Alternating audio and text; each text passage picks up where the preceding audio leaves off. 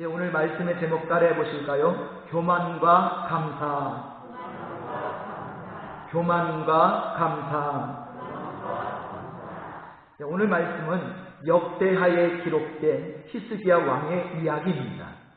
우리가 어떤 사람을 좋게 평가할 때 그 사람 선하다, 정말 착하다, 법 없이도 살 수 있는 사람이다, 이런 말을 하죠.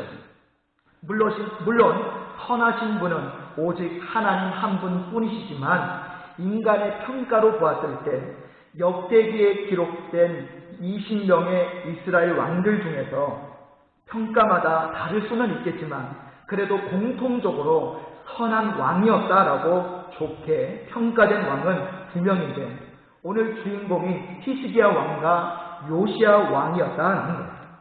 참고로 히스기야나 이 요시야가 속해 있는 곳이 남유다인데 이 남유다의 왕들 중에는 그래도 선한 왕들이 몇 명 있습니다. 그렇지만 북이스라엘의 왕들 중에 선한 왕으로 평가받은 인물은 한 명도 없다는 거예요. 자, 역대기에서 이 두 명의 왕에 대한 기록의 분량이 다른 왕들에 비해 유독 많습니다. 그만큼 히스기야와 이 요시야 왕은 그만큼 한 일이 많았고 성경에 기록될 만한 가치 있는 언행들 그리고 당대의 사건들이 많았다라는 것을 알 수가 있습니다. 히스기야 왕이 오늘의 주인공이니 그는 결과적으로 어떤 평가를 받았을까 한번 말씀을 통해서 살펴보도록 하겠습니다. 자, 역대하 31장 20절 21절을 우리 같이 읽겠습니다. 히스기야가 온 유다에 이같이 행하되 그의 하나님 여호와 보시기에 선과 정의와 진실함으로 행하였으니 그가 행하는 모든 일 곧 하나님의 전에 수종되는 일에나 율법에나 계명에나 그의 하나님을 찾고 한 마음으로 행하여 경통하였더라. 아멘. 자, 후대 사람들이 그냥 좋게 말하려고 히스기야 왕을 이렇게 평가한 것이 아니라 오늘 여기에 나와 있다시피 여호와 보시기에 선과 정의와 진실함으로 행하였다라고 말씀해서 기록하고 있죠. 히스기야는 하나님이 보시기에도 정말 신앙이 신실했고 또 국가적으로도 통치를 잘했던 그런 왕이었어요. 자, 히스기야 왕의 공적을 크게 세 가지로 요약해 볼 수 있는데요. 자, 첫 번째 공적이 뭐냐? 성전을 정화했죠. 성전을 수리하고 보수하는 정화 작업을 했고요. 또 율법에 맞게 모든 제사 제도를 성결하게 회복시키게 됩니다. 두 번째 공적은 뭐냐? 내부적으로 모든 우상들을 제거하고요. 유월절 절기를 회복시켜서 그때부터 온전히 지키고 하나님께 드릴 예물을 풍성하게 드리는 등 강력한 신앙개혁을 이루었던 사람이에요. 그리고 세 번째 공적은 뭐냐? 자, 외세가 침입할 때 대표적으로 아수르를 들 수 있는데 이 아수르가 침입해 왔을 때 단순히 군대를 의지하지 않고요. 먼저 하나님을 찾고 기도함으로 승리를 얻어내었던 그런 공적이 있습니다. 자, 이 정도만 가지고도 이미 다윗 왕이나 솔로몬 왕 초기 때와 같은 성전 중심의 국가, 하나님 중심의 국가, 또 하나님 앞에 드리는 제사 중심의 이런 신정 국가의 기틀을 굳건하게 세웠다고 할 수가 있죠. 이렇게 히스기야의 통치는 하나님이 기뻐하시고 칭찬할 만한 훌륭한 업적입니다. 적어도 히스기야 통치 기간에는 과거의 영광을 지닌 국가다운 국가의 면모를 갖추는 토대를 잘 마련했습니다. 그러나 이렇게 잘 나가던 히스기야에게 뜻하지 않은 죽음의 질병이 어느 날 갑자기 찾아오게 되었던 거죠. 자, 그랬을 때의 그 결과는 우리는 잘 알고 있습니다. 자, 결국 히스기야가 이 죽음의 질병을 맞이하게 되었을 때에 기도를 통해 하나님께서 그의 생명을 몇 년이나 연장시켜 주셨죠? 15년을 연장시켜 주셨어요. 그런데 자, 오늘 본문의 말씀은요, 이 열왕기서의 기록에 나오지 않는 히스기야 왕의 질병이 나은 이후에 이 히스기야 왕의 태도와 행동에 대해서 언급하고 있는 내용이 나오고 있는 거죠. 자, 오늘 본문 말씀은 24절을 우리 같이 읽겠습니다. 24절 시작. 그때에 히스기야가 병들어 죽게 되었으므로 여호와께 기도하매 여호와께서 그에게 대답하시고 또 이적을 보이셨으나. 자, 여기 24절에 보니까요, 그때에 라고 지금 말씀하고 있는데, 자, 여기에 나오는 이 그때에 라고 하는 것은 어느 때를 말하는 것일까요? 자, 앞서 23절의 후반부를 보면 이런 내용이 나옵니다. 이후부터 히스기야가 모든 나라의 눈에 존귀하게 되었더라 라는 구절이 나와요. 그러니까 이런 히스기야의 치세가 소문이 나가지고 그의 위상이 최고조에 다다랐던 그때를 말하는 거죠. 인생의 절정기를 맞이한 그때를 말하는 겁니다. 그렇게 가장 잘 나가고 있을 때 이때 뭐가 찾아왔어요? 죽을 병이 찾아오게 되었다라는 거예요. 하나님이 잘 나가던 그의 인생에 갑자기 급제동을 거신 거죠. 여러분, 사람은 누구든지 이렇게 최고의 자리에 있을 때 더 각별히 조심해야 합니다. 한순간에 다 무너질 수 있기 때문이죠. 여러분, 하나님도 우리를 존귀하게 여기시고 최고로 높임받을 수 있도록 지혜와 능력과 가장 최정상의 자리를 주시지만 이 최고의 자리에 오르는 그 순간에 한 가지 마지막 하나님이 주시는 최종 시험이 있어요. 과연 하나님을 계속 끝까지 믿음으로 선택하고 하나님만 의지할 것인지, 아니면 내가 지금 누리고 있는 이 부와 명예와 권력을 선택할 것인지 최후의 시험을 하십니다. 이것이 마지막 관문이죠. 이것을 통과하기만 하면 진정으로 하나님 마음에 합당한 자가 되는 것이고, 그로 인해서 더 풍성한 은혜를 더하시게 되지만, 만약 우리의 눈이 어두워져서 우리에게 주어진 복으로 말미암아 하나님을 버리고 멀리하게 되면 한순간에 망하고 마는 것입니다. 우리의 마음이 하나님을 택하지 못하게 만드는 것이 바로 교만이다라는 거예요. 히스기야는 그토록 간절하게 기도해서 이 죽을 병에서 고침을 받았지만 그는 잠시 교만해져서 하나님에게 영광을 돌리고 마음과 정성을 다해서 하나님을 사랑하는 이 초심을 그만 잃고 말았던 거죠. 자, 우리 25절 말씀을 같이 읽어보겠습니다. 25절 시작. 히스기야가 마음이 교만하여 그 받은 은혜를 보답하지 아니하므로 진노가 그와 유다와 예루살렘에 내리게 되었더니. 자, 여기 보면 히스기야가 왜 이처럼 질병을 고침받고 난 이후에 하나님으로부터 이렇게 징계를 받을 위기에 놓이게 됐는지 이유가 분명히 나와 있죠. 자, 어떤 이유가 여기 나와 있습니까? 자, 마음이 뭐였죠? 교만했죠. 그런데 마음이 교만하니까 그 뒤에 나오는 구절이 뭐예요? 그 받은 은혜를 뭐하지 아니함으로? 보답하지 아니함으로. 은혜를 보답하지 아니했다. 이게 무슨 뜻입니까? 이게 무슨 뜻이죠? 자, 이것을 우리가 쉽게 이해하려면 표준세 번역 성경에 보면 이 구절을 이렇게 기록하고 있습니다. 받은 바 은혜에 감사하지 않으므로. 여러분, 무슨 뜻일까요? 우리가 교만을 우리가 어떻게 생각합니까? 하나님보다 높아지려고 하고, 자기 이름을 드러내려고 하고, 이렇게 자기 자신을 드러내고 높아지려고 하는 것만 교만이라고 생각하잖아요. 그런데 오늘 히스기야의 교만은 그런 종류의 교만이 아니었다는 거예요. 하나님이 그를 고쳐주셨죠? 은혜를 베풀어 주셨죠? 그런데 그 은혜에 뭐하지 않는 게 교만이에요? 감사하지 않는 게 교만이다라는 거예요. 보답하지 않았다라는 것은 감사하지 않았다는 뜻이에요.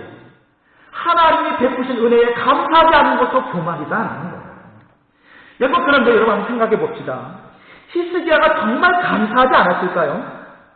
여러분이 죽을 병에 기적적으로 하나님의 도우심으로 고침을 받았다. 그런 놀라운 은혜를 받았다. 여러분 감사하지 않겠어요? 당연히 감사했겠죠. 저는 분명히 고침받은 그 순간에는 히스기야가 당연히 감사했을 것이라고 생각합니다. 그러나 문제는 뭐냐? 그 이후에 이 연장된 15년의 삶의 시간에서 점점 고침받은 것을 잊어버리고 자기의 치적과 권세를 누리느라 하나님이 허락하셔서 연장해 주신 이 귀한 생명을 온전히 하나님의 영광을 위하여 감사하며 사용하지 않았던 것으로 그렇게 여겨진다는 거예요.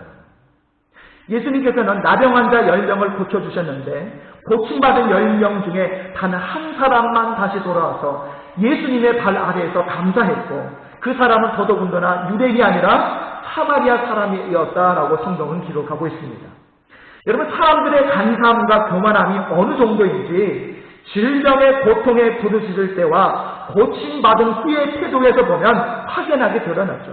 그래서 우리 속담 중에 그런 속담이 있지 않습니까? 화장실 들어갈 때와 나올 때가 어떻다? 같다? 다르다라는 거예요. 그토록 하나님을 경외하고 하나님이 인정하실 만한 업적을 쌓은 히스기야 왕이었지만 질병을 고침받은 것 그것 하나를 제대로 하나님께 감사하지 못하는 인간적인 어리석음에 빠졌습니다. 결국 이것이 하나님 앞에 징계를 받게 되는 교만한 마음이 되어서 이 교만한 마음이 이토록 우리 인생에 정말로 무서운 죄가 되는 거죠. 하나님을 배반하는 가장 무서운 마음이 교만입니다. 자기가 제일 잘났고 똑똑하고 이성적이고 교과서적이고 모범적이고 너무나도 잘하고 있고 잘못하고 있는 것은 하나도 없다라는 마음들이 교만 아닙니까? 우리는 아니라고 말하면서 모두 다 스스로 깊게 파놓은 이 교만의 함정에 빠져 지낼 때가 많습니다. 교만이 진짜 무서운 것은 다른 사람은 다 알고 있는데 자기 혼자만 자기가 뭘 잘못하고 있는지 겸손으로 가장한 교만이 얼마나 하늘을 찌르고 있는지 자기가 가장 큰 문제라는 것을 알지 못한다는 것입니다. 너무 잘 나가면, 너무 잘 되면, 너무 잘 풀리면 그만큼 교만에 빠질 수 있는 이 교만의 높이도 쌓여서 간다는 것을 우리는 결코 잊어서는 안 됩니다. 여러분, 다윗도 말년에 이르러서 강력한 군사력을 믿고 스스로 교만에 빠져서 어떤 일을 벌입니까? 하나님을 의지하지 않고 마음대로 인구조사를 하게 됐죠. 누구라도 교만의 마음이 들어오면 하나님을 배반하는 것이 너무나 쉬워집니다. 그렇기 때문에 우리의 몸이 병들고 마음이 아픈 것이 사실 문제가 아닙니다. 정말 더 큰 문제는 뭐냐?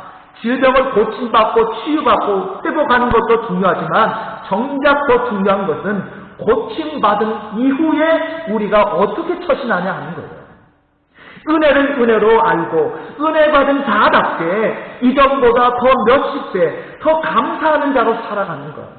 그것이 우리를 치유하고 회복시키시는 하나님의 온전하신 뜻인 줄 믿습니다.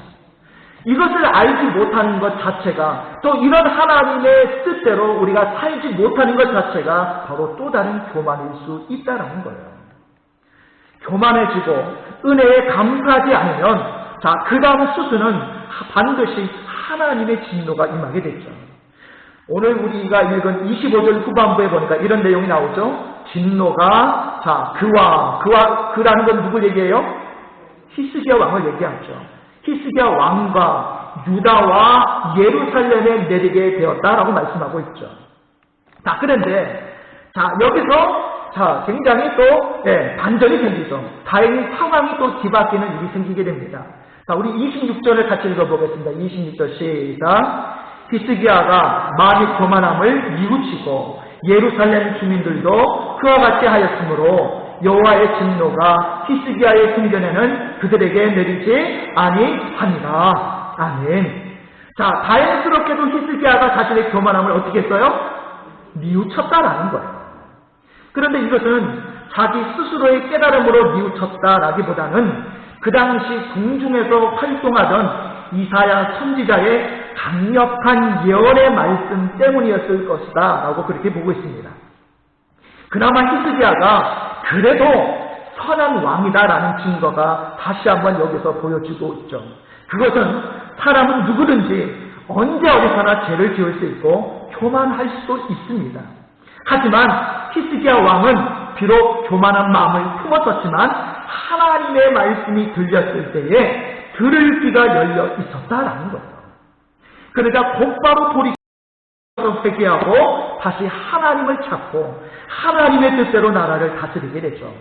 이렇게 즉시 하나님 앞에 무릎 꿇을 수 있는 사람이 진정으로 하나님의 일을 하는 믿음의 일꾼이라고 할 수 있는 것입니다. 히스기야 왕의 참된 회개의 자세는 우리도 배우고 또 배워야 할 줄로 믿습니다. 하나님은 이처럼 히스기야가 회개하고 돌이키는 것을 보시고 그의 생전에는 진노를 내리지 아니하도록 이 진노를 잠정적으로 유고하셨습니다. 그래서 그의 생전에는 개인적으로도 다른 어떤 화나 질병은 발생하지 않게 됐죠. 자, 그런데 다만 그의 아들이 문제가 됩니다. 자, 그의 아들이 누구냐면 므낫세인데요. 이 므낫세가 이 히스기야의 뒤를 이어 왕이 되었는데, 므낫세가 55년 동안이나 왕위에 있으면서, 여러분 알다시피 이 므낫세가 어떤 왕이었는지 아시죠? 좋은 왕이었습니까? 나쁜 왕이었습니까? 네. 나쁜 왕도 보통 나쁜 왕이 아니라 지질이 너무너무 최고로 나쁜 왕이었다는 거예요. 훌륭한 아버지의 업적을 일시에 무너뜨린 것은 물론이고, 역대 어느 왕보다도 지독하게 우상을 섬기고 하나님을 대신하여 하나님의 큰 진노를 촉발시켰던 왕이었죠. 또한 히스기야 왕과 함께 이 예루살렘 주민들도 회개에 동참했기 때문에 예루살렘 성도 당장은 멸망당하지 않을 수 있었습니다. 실제로 히스기야 당시에 북이스라엘은 바벨론에 의해서 멸망을 당했지만 남유다는 북이스라엘이 멸망당할 때 멸망당하지 않았죠. 히스기야 이후에 100년 정도 이 남유다 왕국이 계속 지속이 되었어요. 그러다가 이제 나중에 아수르에 의해서 멸망을 당하기는 했지만요. 26절의 하나님의 말씀이 이처럼 히스기야 왕과 예루살렘에 그대로 말씀대로 이루어졌다는 것을 우리는 확인할 수가 있는 것입니다. 자, 오늘 이야기에서 우리 모두는 두 구절을 꼭 기억하시기 바랍니다. 하나는 25절에 보니까 마음이 교만하여 그 받은 은혜를 보답하지 아니함으로 라는 말씀과, 그리고 다른 하나는 26절 말씀에 마음의 교만함을 뉘우치고 예루살렘 주민들도 그와 같이 하였으므로 라는 구절입니다. 교만함과 뉘우침, 교만함과 감사, 오늘 대조적으로 상반되는 구절입니다. 만약에 내가 지금 질병으로 엄청난 고통을 받고 있고 심지어는 죽음의 문턱에 이르러 있으면서 그로 인해 하나님을 찾고 부르고 간절한 기도를 올리며 누구보다도 어떤 상황에서보다도 하나님 앞에 겸손하게 하나님을 구하고 있다면 오히려 그 사람은 누구보다도 행복한 사람입니다. 왜입니까? 점점 교만해져서 멸망의 진노를 쌓아가는 것보다 오히려 질병으로 고통받고 있기는 하지만 그로 인해서 겸손하게 하나님과 동행하는 것이 훨씬 복받은 인생길이기 때문입니다. 물론 치유받고 회복되어서 일평생 감사와 영광으로 사는 믿음의 사람이 되는 것이 우리의 목표가 되어야 합니다. 오늘 히스기야의 이 교만, 감사하지 않았던 이 교만과 회개가 그런 목표를 이루는 반면교사가 되어야 할 줄로 믿습니다. 히스기야와 같이 그토록 인정받는 사람도 교만에 빠질 수 있습니다. 언제 그렇습니까? 하나님이 나에게 잘해주실 때, 평안을 주실 때, 부유함을 주실 때, 몸의 건강을 허락하실 때 우리는 그럴수록 더욱더 조심하고 하나님께 나아가는 기도의 생활, 그리고 겸손과 회개의 삶을 멈추지 말아야 됩니다. 그리고 가장 중요한 이 감사의 삶을 절대로 잊어서는 안 될 줄 믿습니다. 우리 진국의 모든 성도들은 늘 자신의 교만함을 주의하여 살피시고 우리에게 주신 그 크신 구원과 영생의 은혜, 하나님의 수없이 많은 그 은혜들을 매일같이 감사하시고 또 말씀이 들리는 대로 즉시 무릎 꿇고 하나님 앞에 나아가시기를 바랍니다. 그리하여 나의 인생 시간에는 물론이고 우리 자손 대대로 그 어떤 진노도 쌓이지 않으며 천대 만대까지 복을 받는 믿음의 자녀, 믿음의 가족, 믿음의 명품 가문이 되시기를 주님의 이름으로 축복합니다.